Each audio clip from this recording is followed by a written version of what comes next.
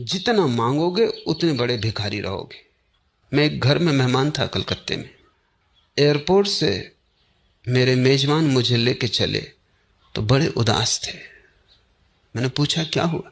कहा कि बहुत नुकसान हो गया। पत्नी ने, वो भी पीछे बैठी थी, उसने कहा इनकी बातों में मत पड़ना, आप तो जानते ही नुकसान बिल्कुल नहीं हुआ है, लाभ हुआ है।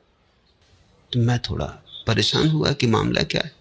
मैंने कहा विस्तार से कहो। तो उसने कहा इनको किसी धंधे में 10 लाख मिलने की आशा थी, 5 ही लाख मिले।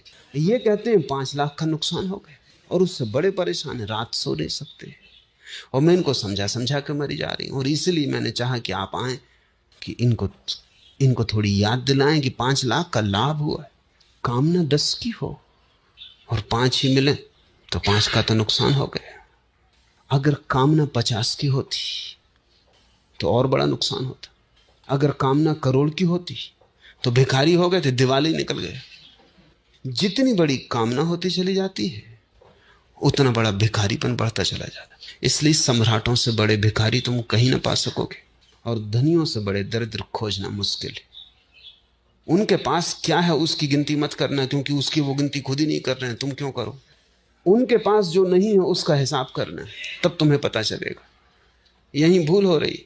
तुम देखते हो धनी को तो तुम उसका हिसाब लगाते हो जो जो उसके पास है, कितना बड़ा मकान, कितनी बड़ी कार, कितनी बड़ी जमीन, तुम इसका हिसाब लगा रहे। तुम कह रहे आदमी के पास कितना है। वो आदमी इसका हिसाब ही नहीं लगा रहा है, वो हिसाब लगा रहा है उसका जो होना चाहिए और जो नहीं। तुम ईर्ष्या से मरे जा रहे हो कि काश इतना हमारे पास होता, और वो आदमी अपनी तृष्णा से मरा जा रहा है, क्योंकि ये तो कुछ भी नहीं है। सपने कभी पूरे नहीं होते, क्योंकि अगर पूरे भी हो जाएं तो सपने बड़े लोचपूर्ण, जब तक वो पूरे होते हैं तब तक वो फैल के और बड़े हो जाते। सपने तो बच्चे रबर के गुब्बारों से खेलते हैं वैसे, तुम फूंकते जाते हो वे बड़े होते जाते। कुछ और नहीं करना पड़ता, सिर्फ फूंकना पड़ता है। सिर्फ थोड़ी हवा और डाल दी कि फुग्गा बड़ा हो जाता और बड़ा होता चला जाता। कामना फूंकने से ज्यादा नहीं है। कोई कामना के लिए कुछ करना नहीं पड़ता। आराम कुर्सी में बैठ के तुम जितना दिवा स्वप्न देखना चाहो उतना देख सकते हो। और बच्चों के फुग्गे तो फूट भी जाते हैं अगर ज्यादा फूंके जाएं। कामना के फुग्गे कभी नहीं फूटते, क्योंकि वो हों तो फूटे। फुग्गा कम से कम कुछ तो है, माना कि बहुत पतली रबर है और भीतर सिर्फ गर्म हवा है। लेकिन सपने के फुग्गे में उतनी पतली रबर भी नहीं, वो हवा ही हवा है। उसको तुम फैलाते चले जाते हो। यह आकाश भी छोटा है तुम्हारे सपने से, उसकी कोई सीमा नहीं। दुनिया में 2 चीजें असीम है, एक सपना और एक ब्रह्म। बस 2 चीजें असीम है, उनमें से एक है और एक बिल्कुल नहीं। फिर सपना जितना बड़ा होता है उससे तुम तुलना करते हो जो तुम्हारे पास, बड़ी अतृप्ति पैदा होती, बड़ा असंतोष जगता है। कोई तुम्हें गरीब नहीं बना रहा है, तुम ही अपने को गरीब बनाए चले जा रहे हो। जिस दिन ये समझ में आया बुद्ध और महावीर को, इसलिए वो तत्क्षण राजमहल छोड़ सड़क पर खड़े हो गए। राजमहल नहीं छोड़ा, वो जो सपना था जिसके कारण गरीब से गरीब हुए जा रहे थे, वो सपना छोड़ दिया। इसलिए दुनिया में बड़ी अनूठी घटना घटती है। सम्राट दीन रह जाते और कभी कभी राह के भिखारी ने ऐसी गरिमा पाई है कि उसकी महिमा का बखान नहीं किया जा सकता। राज कहां है, कुंजी कहां है? जो तुम्हारे पास है उससे जो तृप्त है, जिसकी वासना रत्ती भर भी भविष्य की तरफ नहीं जाती, जिसने वर्तमान को काफी पाया, और काफी शब्द ठीक नहीं, काफी से ज्यादा पाया, क्योंकि काफी में थोड़ी कमी मालूम पड़ती। बस काफी ऐसा लगता है कि कुछ और बाकी। जिसने काफी ही नहीं, जो है उसमें पर्याप्त से ज्यादा पाया, परितृप्ति पाई, परितोष पाया। और इतना ही नहीं कि वो राजी है, वो अनुग्रहित है, वो अहोभागी है। जो मिला है उसके लिए उसके हृदय में बड़ा गहन धन्यवाद है। तो कामना टूट जाती। संतोष कामना को मिटा देता है, असंतोष कामना की अग्नि में घी की तरह पड़ता चला जाता है। संतुष्ट होना सीखो तो पहली बाधा गिर जाएगी, काम। अगर कामना बनी रही तो भविष्य का जाल बना रहता है, और वो जाल बड़ा है, और वर्तमान का क्षण बड़ा छोटा है।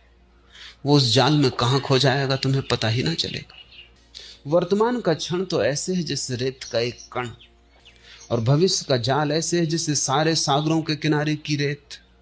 वर्तमान का कण कहां तुम खोदोगे उस रेत में पता ही ना चलेगा, और वहीं द्वार है। अगर तुम्हें वर्तमान के क्षण के द्वार को पकड़ना हो और उसके अतिरिक्त कोई द्वार नहीं, वहीं से कोई मंदिर में प्रवेश करता है, क्योंकि वहीं तुम हो, वहीं वृक्ष है, वहीं आकाश है, वहीं चांद तारे हैं, वहीं परमात्मा है। वर्तमान का क्षण एकमात्र अस्तित्व है, भविष्य तो कल्पना का जाल है। वो तो आंख खोले रख के सपने देखने का ढंग है, दिवा स्वप्न। अगर तुम्हारी कामना भविष्य की तरफ बढ़ती जाती तो एक अवरोध दूसरे अवरोध को सहायता देता है। जिस आदमी की कामना भविष्य में होगी उसका लोभ अतीत में होगा। लोभ अतीत है और कामना काम भविष्य। लोभ का मतलब है जो है उसे जोर से पकड़े रहो। काम का अर्थ है जो नहीं है उसको मांगे जाओ, और लोभ का अर्थ है जो तुम्हारे पास है उसे जोर से पकड़े रहो, वो कहीं खो ना जाए, उसमें से रत्ती भर कम ना हो जाए। अब ये बड़े मजे की बात है, उससे तुम्हें कोई सुख नहीं मिल रहा, उससे तुम संतुष्ट नहीं हो। संतुष्ट की तो तुम कामना कर रहे हो, कभी भविष्य में कोई स्वर्ग मिलेगा, लेकिन तुम उसे पकड़े जोर से हो।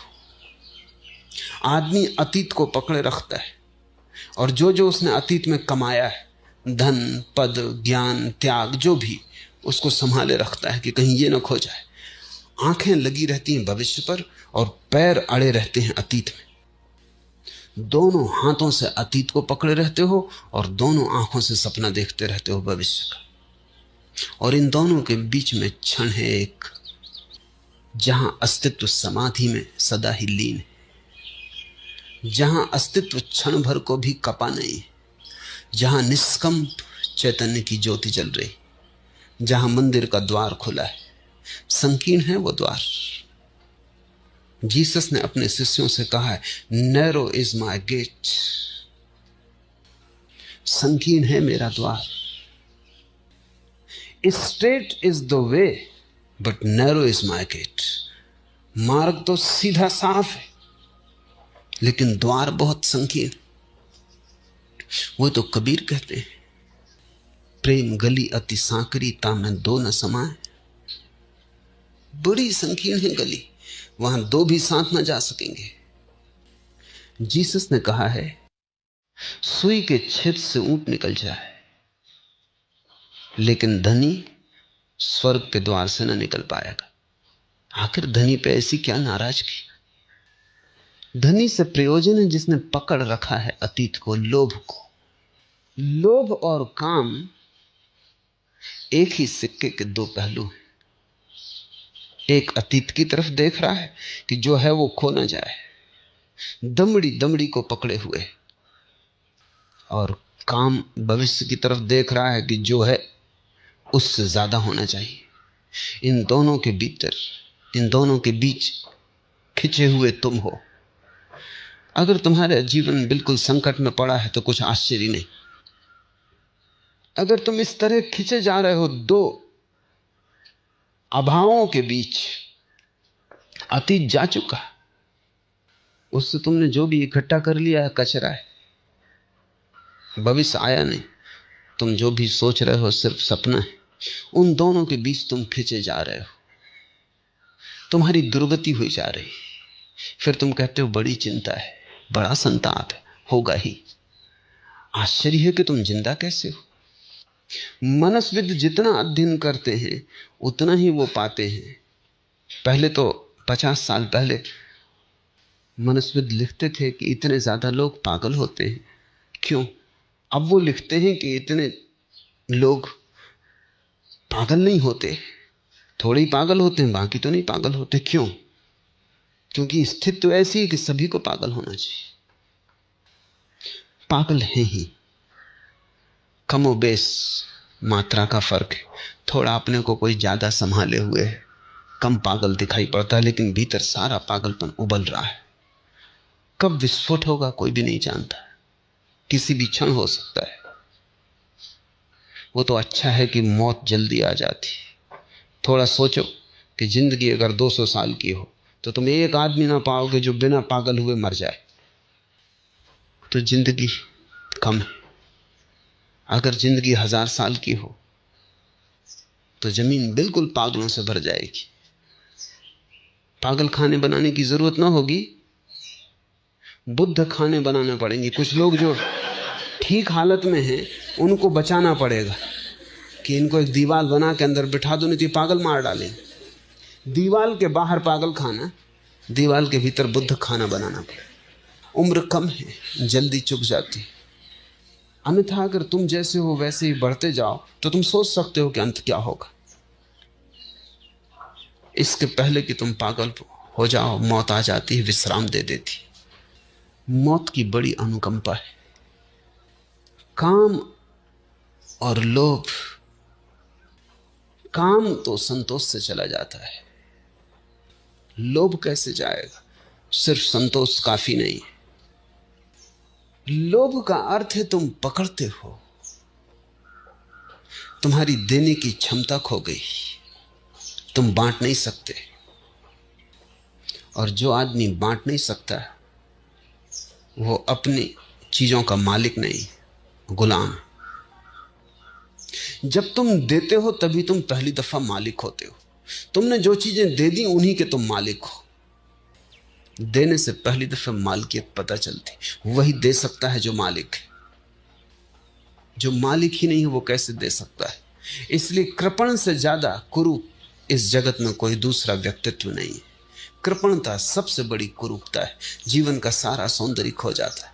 कंजूस की शक्ल देखो, उसका जीवन का ढांचा देखो, उसमें तुम्हें कहीं भी कोई सौंदर्य न दिखाई पड़ेगा, उसमें तुम्हें कहीं प्रेम की गंध ना मिलेगी।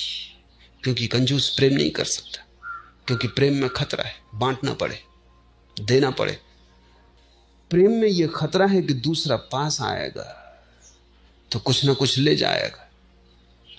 मैं एक घर में रहता था, घर के जो मालिक थे उनको मैंने कभी नहीं देखा कि वो अपने बच्चों से बात करते हों या अपनी पत्नी के पास बैठते हों। वो घर में आ जाते थे तो बच्चे कपते, पत्नी डरती, और पत्नी डरे तो समझो कोई खास मामला है, क्योंकि आमतौर से पत्नियां डरती नहीं। कभी कभार ऐसा होता है, 100 में एक आध मौके पे कि पत्नी डरे, पत्नी डरती, नौकर कपते। और उनको मैंने कभी नहीं देखा कि वो राह से निकलते कि इधर उधर देखते हो, बिल्कुल सीधा वो अपना एकदम चले जाते तीर की तरह। मैंने उनसे पूछा कि मामला क्या है, तो उन्होंने कहा कि अगर जरा हंस के पत्नी से बोलो, कहती है फलाना गहना ले आओ, ये करो। हंस के बोले कि फंसे तो चेहरा सख्त रखना पड़ता है। अगर बच्चे को जरी पीठ थपथपाओ वो खीसे में हाथ डालते। अगर नौकर की तरफ देख भी लो वो तैयार खड़ा है कि तनख्वाह बढ़ाओ। मगर इस आदमी की जिंदगी सोचो, पैसा तो ये बचा लेगा और सब खो जाएगा। इसकी जिंदगी में कोई सुख का क्षण नहीं हो सकता, क्योंकि जो अपने बच्चे की पीठ थपथपाने में भी भयभीत होता हो, जो पत्नी के पास बैठ के मुस्कुराने से डरता हो, ये आदमी ना हुआ, एक तरह का पत्थर हो गया। इसका हृदय धीरे धीरे धड़कना बंद हो जाएगा, सिर्फ फेफड़ा हवा फेंकता रहेगा, हृदय की धड़कन खो जाएगी। इसके जीवन में जो भी संवेदनशील है वो सब नष्ट हो जाएगा, क्योंकि ये डरा हुआ, ये कंजूस है, ये भयभीत है। इसने संपत्ति को सब कुछ मान लिया। ये संपत्ति की रक्षा करेगा लेकिन मालिक नहीं है, पहरेदार हो सकता है। मालिकियत तो तभी होती जब तुम बांट पाते हो। और देने की कला सीख लेना इस जगत में सबसे बड़ी कला है, क्योंकि उसी द्वार से सब कुछ आता है।